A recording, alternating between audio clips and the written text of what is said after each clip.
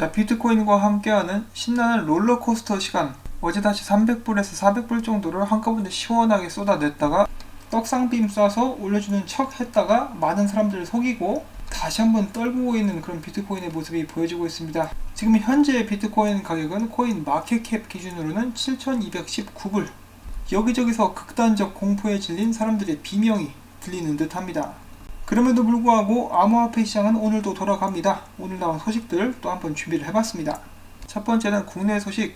자, 많은 사기꾼들이 빗썸 텔레그램 방을 운영하면서 빗썸을 사칭한다라고 하는데, 빗썸에서는 텔레그램을 운영하지 않는다라면서 투자자들에게 사기꾼을 조심할 것을 당부했습니다. 자, 여러분들도 항상 주의하시기를 바라고요. 자, 그 다음에 김병건 BK그룹 회장과 이정훈 빗썸 고문이 홍콩 투자회사 원가드 리미티드로부터 특정 경제 범죄, 가중처벌 등에 관한 법률 위반 사기로 고소를 당했습니다. 이 김 회장과 이 고문은 빗썸을 인수할 능력이 없음에도 불구하고 인수 성공을 내세워서 투자를 제안한 후에 빗썸 인수가 무산됐음에도 불구하고 투자금을 돌려주지 않았기 때문에 이러한 고소 절차에 돌입했다는 설명입니다. 자, 그 다음으로는 업비트에 관련된 재판에서 송치영 의장이 이렇게 이야기를 했습니다. 자, 이 초기 거래가 없어 보일 것을 우려해서 우리는 자전거래를 돌렸는데 유동성 공급이 거래의 비용을 줄이고 가격 급변동을 막는다. 그래서 우리는 떳떳하다. 자, 업비트의 자전거래에 대해서 여러분들은 어떻게 생각하십니까? 저는 굉장히 좋지 않은 방법이라고 생각을 하고 있고요. 이런 식으로 각 거래소들마다 자전거래를 돌려대니까 암호화폐 시장의 혼란이 가중되고 즉 간접적으로 더 나아가서는 가격에도 영향을 끼쳤다라고 저는 생각을 하고 있습니다. 그런 의미에서 굉장히 이기적인 발상이고 이기적인 발언이 아닌가라고 또 말씀을 드려보고 싶고요. 업비트 같은 경우는 최근 해킹 이후 가두리 대잔치를 벌이다가 비트코인 홀로 일단 입출금을 제기한 상태라고 합니다. 그리고 또한 해킹당한 이더리움들은 계속해서 5개에서 10개의 단위로 쪼개가지고 지갑에서 지갑들로 이동을 시키고 있는 그런 상태이고요. 업비트 공격자가 1차에서 2차적으로 사용했었던 지갑 같은 경우는 지금 텅 비어있는 상태입니다. 물론 이 모든 자산들, 이더리움들을 현금화시키기 위해서는 긴 시간이 소요될 것이라고 전망을 하고 있는데, 이걸 전부 다 시장에 던지게 된다면은 가격 변동에도 영향을 끼치게 되지 않을까라는 생각도 해볼 수가 있겠죠. 자, 그 다음에 어제 나왔던 소식 중에 한 가지가 일본의 소프트뱅크에서 직불카드 겸 암호화폐 지갑을 출시한다라는 소식이었습니다. 트위터상에서도 정말 뜨거운 군밤으로서 자리를 잡았었는데요. 오늘 소프트뱅크에서 이를 전면 부인하고 나섰습니다. 그리고 지금 실제로 소프트뱅크 홈페이지에 가시면은 카드 섹션에서 해당 카드를 찾아볼 수 없으며 원본 보도 자료도 삭제된 그런 상태라고 합니다. 또 낚였습니다. 도대체 이런 기사는 왜 쓰는 것인지. 자, 그 다음에 중국 규제 당국의 암호화폐 불법 행위 단속 움직임이 이 전세계 블록체인 업계의 자금 조달까지 영향을 끼치고 있다고 하는데요. 이번 달에 최저치를 기록을 했다고 합니다. 전세계 블록체인 업계의 사무 형태 자금 조달액은 전월 대비 66.4% 감소, 중국의 자금 조달액은 10월 대비 무려 90%나 감소를 했습니다. 미국 같은 경우도 영향을 받아가지고 52.1% 감소했다고 하는데요. 자, 중국이 그리고 중국의 자금력이 전세계 곳곳 산업에 끼치는 영향을 절대로 무시할 수가 없는 수준으로 커져버렸습니다. 전 세계에 있는 정부 그리고 산업 관계자들은 함부로 중국 자금을 받아서는 안 되겠습니다. 특히 정치자금 굉장히 큰 문제로 자리를 잡고 있는데요.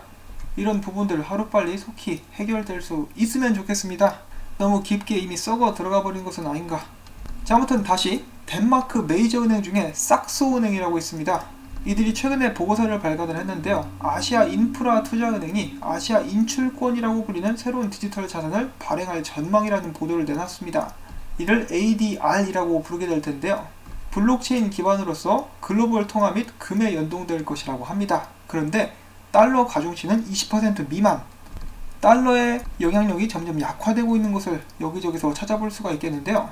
최근 이 유럽 중앙은행 관계자도 앞으로 유럽 내 결제 시스템을 발전시켜가지고 미국 기업들의 의존도를 낮추겠다고 이야기를 한 바가 있죠. 자, 그리고 이번에는 프랑스 중앙은행에서 내년에 자체 디지털 통화를 개발을 해서 시험을 할 것이다 라는 그런 보도 또한 나오게 됐습니다. 이 디지털 유로라고 이제 불리게 될 것인데요. 이 디지털 유로 같은 경우는 처음에는 일반 시민들이 아닌 은행 간의 거래에서 사용이 될 것이다.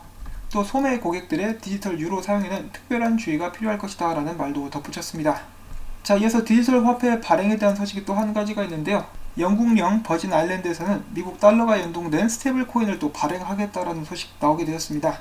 자, 이처럼 전 세계 곳곳 여러 나라들에서 암호화폐 및 스테이블코인 발행에 관심을 기울이고 있는 그런 모습들과 발표들이 속속들이 나오고 있는데요.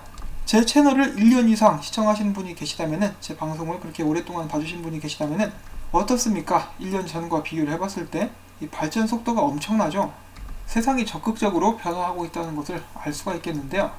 또한 이어서 스위스 크립토밸리 협회에서는 자산 토큰화 가이드라인을 이번에 발표했습니다. 내년 이맘때쯤 되면은 디지털 화폐를 발행하는 나라나 은행들의 소식은 굉장히 평범한 것이 될 것이고, 더 나아가서는 자산 토큰화 관련된 소식들이 많이 쏟아져 나오게 되지 않을까, 그런 기대 또한 한번 해봅니다. 자, 그리고 이런 움직임을 더욱더 돕기 위한 여러 회사들의 노력도 보여지고 있는데요. 이 코인텔레그래프에서는 기업들로 하여금 블록체인과 암호화폐에 대한 교육, 그리고 그들이 블록체인을 더욱더 적극적으로 활용할 수 있도록 컨설팅을 해주는 그런 부서를 또 따로 만들었다고 합니다. 그리고 이 컨설팅에 참여하게 되는 두 개의 회사가 있는데요.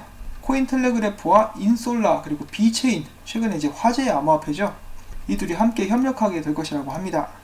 자, 그림 보시면은 이 세 개의 회사들이 하이파이브를 때려주고 있는 모습이 보여지고 있는데, 비체인은 중국 회사예요. 중국 사람을 그렸어야죠. 하다못해 포토샵으로 이제 시진핑 씨나 우지안 씨 얼굴을 갖다 넣었으면 어땠을까 하는 그런 생각도 한번 해봅니다. 자, 그 다음에 암호화폐 거래 플랫폼이었었던 크립토닷컴에서 CRO 토큰을 기반으로 해서 암호화폐 거래소 오픈 베타 서비스를 정식으로 출시하게 되었습니다. 자, 그리고 또한 크립토닷컴에서는 달러 등 21개의 통화들 출금을 또 지원하겠다라고 밝혔는데요. 세계적으로 발을 넓혀가고 있는 모습을 제가 확인을 해볼 수가 있습니다. 자, 그 다음에는 신생 암호화폐 보험회사가 있습니다. 노블보험이라는 것인데요. 그들은 최신 그들의 보고서를 인용해서 2020년 암호화폐 보유자 10명 중에 1명은 미국인이 될 것이며, 미국에서 암호화폐 대규모 도입이 이루어질 것이라고 전달을 했습니다. 2030년이 되면은 미국인 중에 70%가 암호화폐를 보유하게 될 것이라고 전망을 내놨는데요. 자, 과연 그렇게 될 것인지. 자, 한 가지 확실한 것은 암호화폐는 계속해서 전파가 되고 있는 그런 추세이고, 저도 그렇고 이 영상을 시청하시는 분들도 그런데요. 이 시장에 굉장히 일찍 들어왔습니다. 이런 점들을 이제 명심을 하고 마음을 좀 더 여유롭게 가질 수 있도록 노력을 해야 되겠죠. 자, 그 다음엔 좀 재밌는 통계가 있어서 잠깐 가지고 와봤는데요. 각 기업별로 10억 달러 이상의 수입을 올리기까지 어느 정도 시간이 걸렸는가를 정리해 놓은 표입니다. 이 구글 같은 경우는 5년이 걸렸고, 페이스북은 창립된 지 6년, 스포티파이는 8년, 넷플릭스는 10년, 애플은 14년 이 정도가 걸렸는데, 바이낸스는 그냥 2년 만에 10억 달러 이상을 달성한 그런 쾌거를 거뒀다라고 합니다. 이 암호화폐 시장에서 만들어질 수 있는 돈이 얼마나 어마어마한지 제가 다시 한번 알 수 있는 그런 부분이죠. 자, 그 다음에 이 비트코인 관련된 소식으로 넘어가 보려고 하는데요. 이 쉬어가는 코너로 세력들이 개미를 어떻게 잡아먹는지 이 자연을 통해서 알아보는 시간 갖도록 하겠습니다. 자, 여기 있는 이 녀석이 세력, 이 녀석이 개미라고 보면 되겠습니다. 자, 쩍 잡아먹으면서 아유 꿀맛이라고 이야기하는 것이 이제 들리는 것 같죠? 잔인한 세력들입니다. 꾸역꾸역 처먹다가 확 채버려라. 자, 그 다음에 계속해서 비트코인 반감기에 대해서 이야기가 나오고 있습니다. 처음에는 이 관계업자들 중에 90% 정도가 비트코인의 상승을 기대를 했었는데, 지금은 50대 50 혹은 60대 40 정도로 아무 일도 일어나지 않을 것이다 라는 의견들이 힘을 얻고 있는 상황입니다. 자, 그리고 최근 비트코인의 움직임에 대해서, 특히 이제 어제 같은 경우 비트코인 가격이 확 내리면서 최근 전 저점이었었던 7150불을 뚫고 떨어져서 7087불대까지 하락을 했었죠. 자, 그럼에도 불구하고 코인데스크에서는 약간 긍정적으로 이 상황을 바라보고 있는데요. 비트코인이 12월 1일 상방향 추세선 아래로 내려가면서 조정 반등이 끝났음을 보여준다. 하지만 비트코인이 7870달러에서 7087달러까지 떨어지는 과정의 매도 물량, 그리고 6015달러에서 7870달러까지 반등하는 과정, 이 둘을 비교해봤을 때 상대적으로 매도 물량이 많이 감소를 했는데, 이처럼 매도 물량이 줄어든 상황에서의 가격 하락은 단기 현상으로 그치는 경우가 많다라고 그들은 설명을 했습니다. 자, 그런데 다시 또 떨어지고 있죠. 굉장히 좀 불안한 그런 상황인데요. 아무튼 얘네들은 이렇게 이야기를 합니다. 약세론자들, 그러니까 이 떡락을 주도했었던 세력들이 지쳐간다라는 의미로 볼 수가 있다. 비트코인은 조만간 7550달러에 도전할 가능성이 있으며 7870달러까지 상승폭을 늘릴 수도 있다라고 했는데, 도전했다가 그대로 얻어 터져가지고 지금 떨어지고 있는 모습 보여지고 있습니다. 저도 준비를 하는 찰나에 떨어져가지고 좀 민망한 그런 상황인데요. 원래 이 비트코인이 재떡락하기 전까지 똥선생도 이렇게 이야기를 했습니다. 은근히 이제 똥선생도 인기가 많이 있는데 최근엔 모자도 썼죠. 그가 트윗에서 이야기하기를 와 비트코인 세력들이 중요 자리인 50주 이동평균까지 비트코인을 끌어올려놨다. 지금 이 자리가 61.8% 자리이고 헤드앤숄더의 모가지 근처다. 비트 가격이 빠졌었지만 그래도 하단에서 봄을 마감하지는 않았었다 라고 이야기를 해줍니다. 근데 지금 또 떨어지고 있어요. 영상을 만드는 지금 말이죠. 그 다음에 크립토 제레마이아 같은 경우는 굉장히 좋지 않은 그런 전망을 내놨는데요. 일단 트윗을 읽어보면 최근에 생긴 비트코인 CME 선물 갭이 메꿔졌다.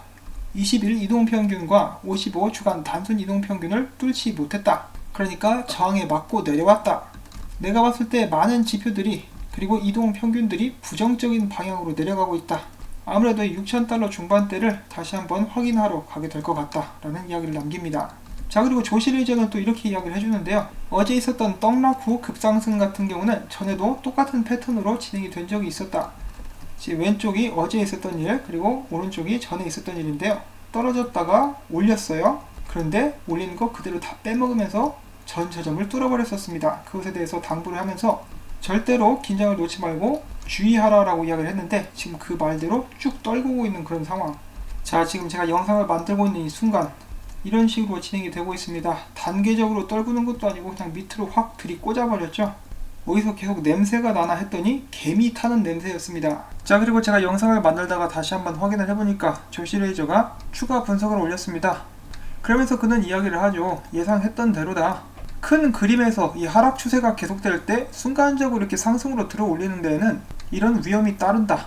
이 지점에서 사람들이 숏을 찾기를 바란다 라고 이야기를 합니다. 자, 그런데 지금 이렇게 가격을 훅 내리는 것은 아무래도 이 롱 포지션 사냥을 하기 위한 것이 아닌가라는 생각을 또 한번 해봅니다. 지금 보시면 비트파이낸스 같은 경우는 롱 포지션이 80% 이상이죠. 그냥 뭐 세력들에게 날 잡아먹어 주세요 라고 외치고 있는 듯한 그런 모습이 보여지고 있는데요. 이것 또한 세력들의 속임수이기를 바라봅니다. 자, 이 많은 분석가들과 사람들이 비트코인의 떡락을 6,000불대 진입을 예견하고 있는 지금 이것을 또 살짝 뒤집어야 진정한 세력이라고 볼 수 있지 않겠습니까? 너무 희망회로인가? 자, 아무튼 저는 비트코인이 올라갔으면 좋겠습니다. 떨어지려면 그냥 한 번에 확 떨구던가. 자, 이 비트코인 때문에 또 심란하게 아침에 일어나실 분들이 계실까봐 약간 걱정이 되는데요. 뭐 작년에는 3,000불도 보지 않았겠습니까? 저는 비트코인이 죽을 거라고 생각하지 않기 때문에 이런 시련들을 거쳐서 더욱더 높게 성장하리라 생각을 해봅니다. 자, 비가 오나 눈이 오나 바람이 부나 오늘도 암호화폐 시장 관련된 소식들을 여러분들께 전달을 해드릴 수가 있었는데요. 유익하셨거나 도움이 됐다 싶으시면은 구독과 좋아요, 그리고 제가 계속해서 또 열심히 일을 할 수 있도록 이 기름을 넣어준다라는 의미에서 광고 시청, 광고 영상이 마무리가 될 때까지 영상 재생 다시 한번 여러분들께 부탁을 꼭 전해드립니다. 이 광고가 나오는 동안에 속 타시는 분들이 계시다면은 심호흡도 한 번씩 하시고 시원한 물도 이렇게 막 들이키시면서 이 밝은 미래를 기약을 해보도록 해야 되겠죠. 자, 그러면 저는 다음에 또 새로운 소식 가지고 여러분들께 찾아뵙도록 하겠습니다. 안녕히 계십시오.